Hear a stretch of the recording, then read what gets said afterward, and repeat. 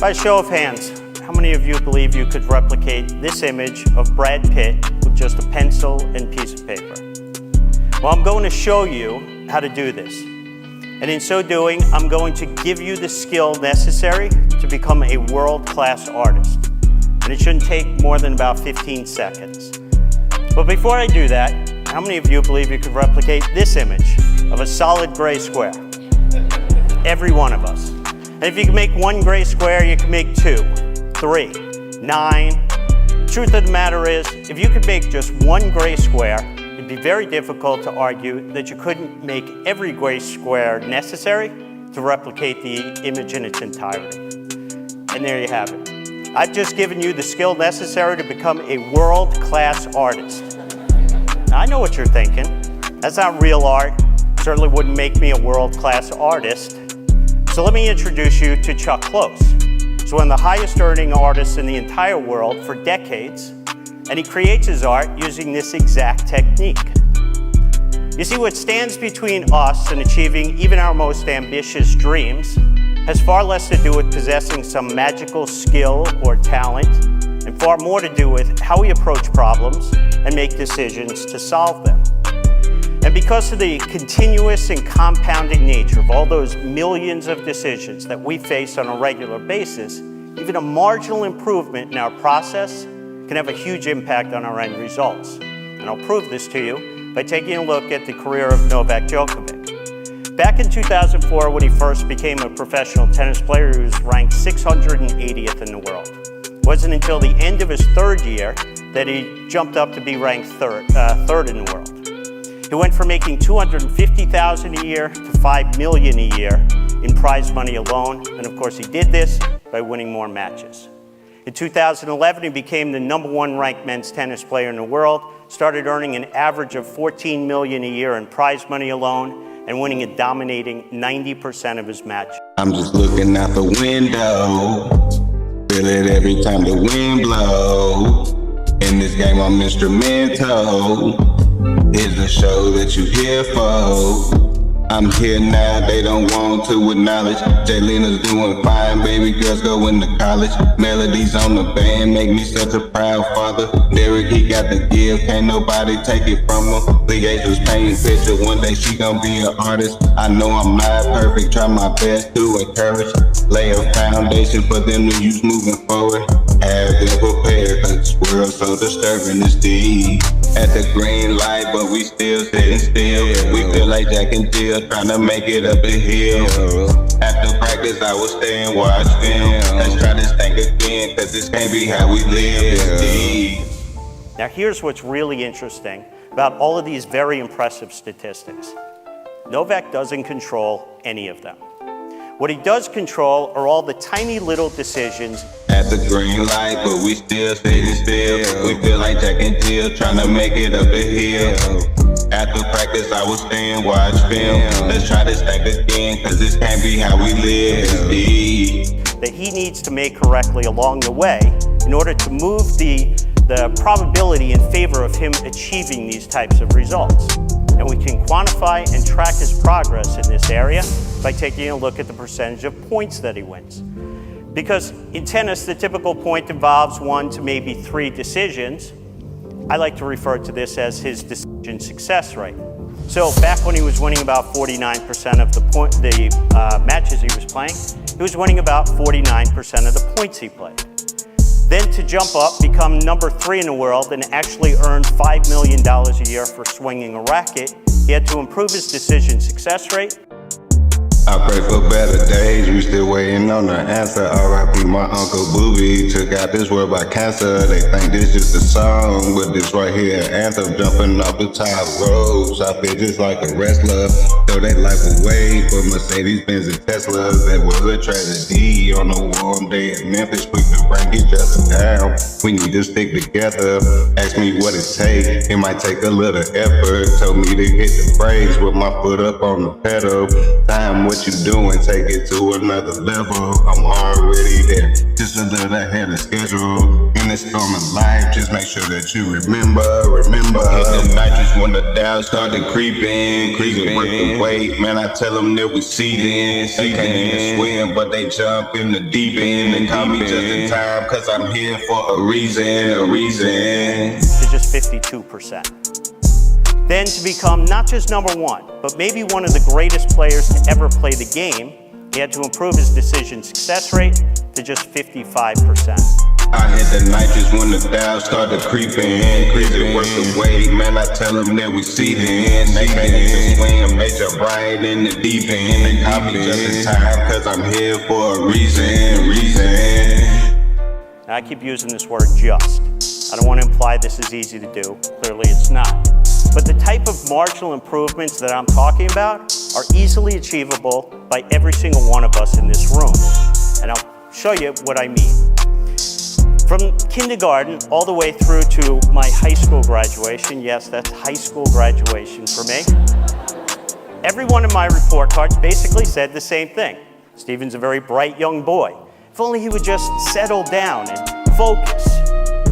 What they didn't realize was I wanted that even more than they wanted it for me.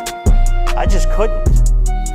And so from kindergarten straight through the second year of college, I was a really consistent C- student. But then going into my junior year, I'd had enough. And I thought, I want to make a change. I'm going to make a marginal adjustment.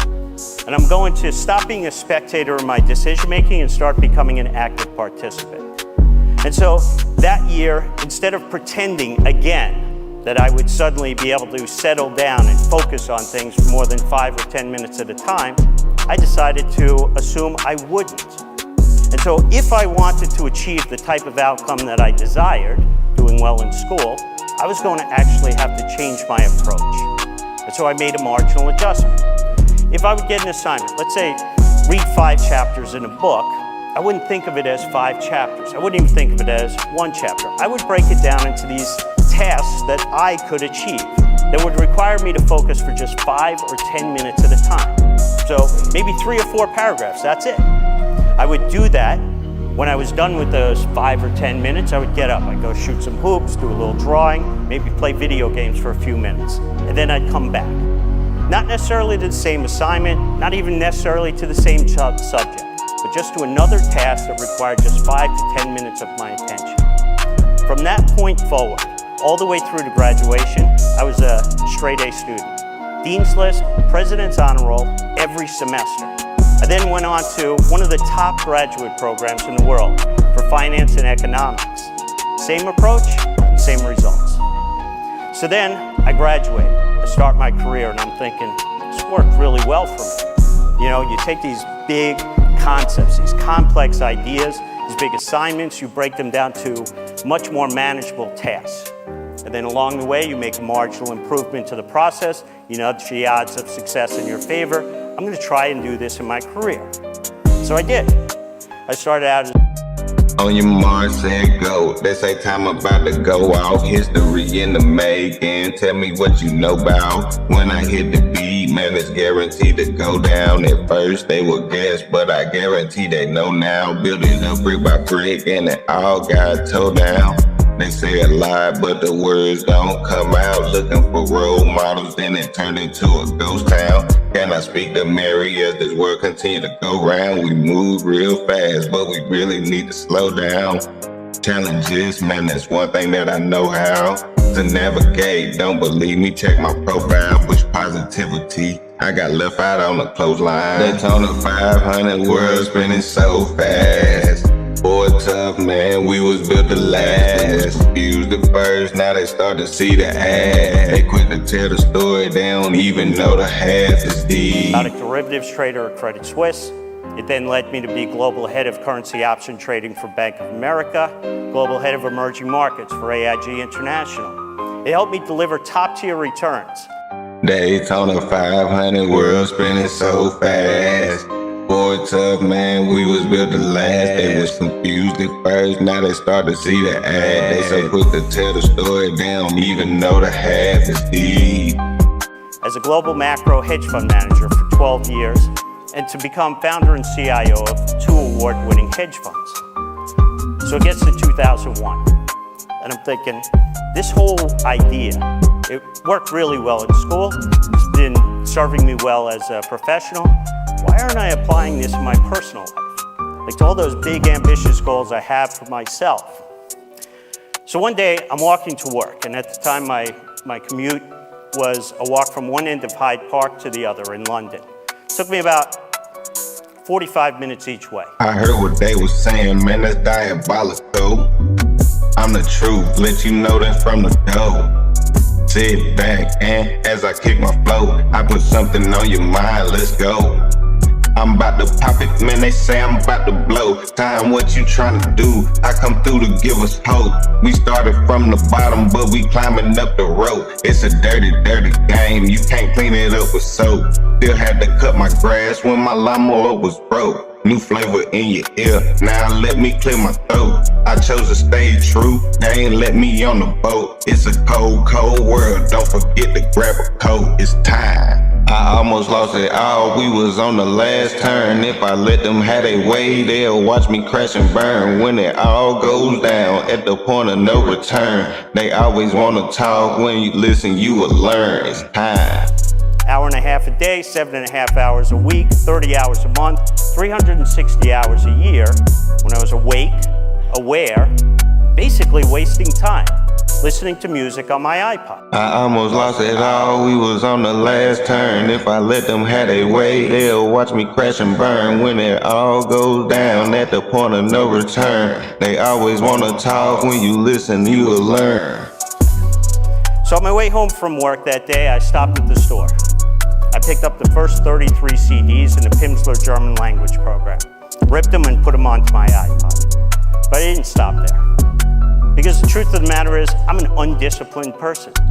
And I knew that at some point, I'd switch away from the language and go back to the music. So I removed that temptation by removing all of the music.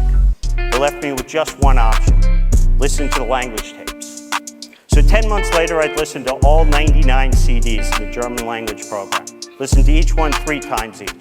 I then went to Berlin for a 16-day intensive German course. When I was done, I invited my wife and kids to meet me. We walked around the city. I spoke German to the Germans. They spoke German back to me. My kids were amazed.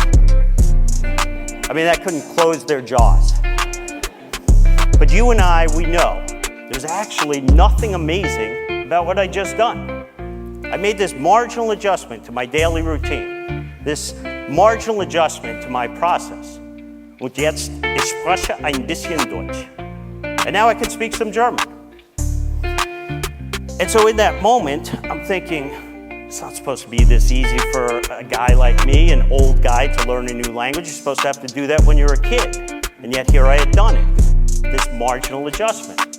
So what other big, ambitious goals I've been holding on to, putting off until retirement, that I could potentially achieve if I just made a marginal adjustment to my routine? So I started doing them. I earned my auto racing license. I learned how to fly a helicopter, did rock climbing, skydiving, and learned how to fly planes aerobatically. Well, if you're like me, back in 2007, you might have the same goal I had. I was just moving back from London. I was about 25 pounds overweight and out of shape, and I wanted to rectify that. So I could go the typical route. You know, I could write a check to a gym I'd never go to, or I could swear to myself that I will never again eat those foods that I love, but are doing all the damage. And I knew that going that route rarely results in the outcome you desire. So I decided to become an active participant. I thought about the habits and passions that I've developed over the course of my life